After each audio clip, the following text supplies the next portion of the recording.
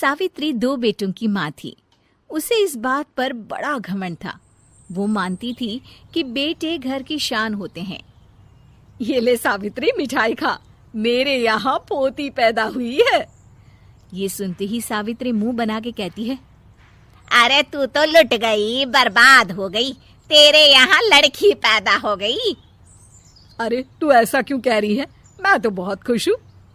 अरे जब तेरी पोती के पीछे तुझे खर्चे पर खर्चे करने पड़ेंगे ना, तब ये तेरी सारी खुशी गम में बदल जाएगी। पहले लड़की की पढ़ाई लिखाई का खर्चा, फिर उसकी शादी का खर्चा। अरे आजकल की शादियाँ कितनी महंगी हो गई है। गहने बनाओ, लाखों रुपए पानी की तरह बह जाते हैं। लड़कियाँ तो सिर्फ खर्चा करवाने के लिए ही पैदा होती हैं। इस तरह लड़कियों के प्रति अपने विचार व्यक्त करते हुए सावित्री ममता को लंबा चौड़ा भाषण देके चली जाती है। अब तो आप लोग इस कहानी में सावित्री देवी का पात्र अच्छी तरह समझ ही गए होंगे। कुछ समय बाद सावित्री की बड़ी बहू भी एक लड़की को जन्म देती है। फिर क्या था, सावित्री पूरा आसमान सर पर उठा लेती है। हे भगवान, ये तू मुझसे किस जन्म का बदला ले रहा है? अरे मैं तो मंदिर में रोज आकर तुझसे कहती तो थी कि मुझे एक पोता चाहिए, और तूने मुझे पोती दे दी।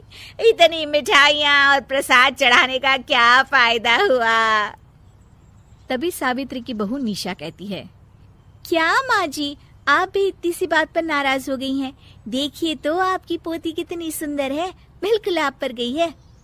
अरे चुप कर, तुझे 9 महीने इतने महंगे महंगे काजू बादाम फल फ्रूट खिलाने का फायदा क्या हुआ?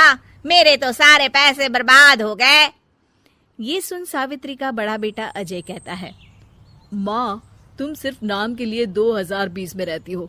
असल में तुम्हारा दिमाग सैकड़ों साल पुरानी सोच रखता है। आज के जमाने में लड़का और लड़की में कौन फर्क करता है?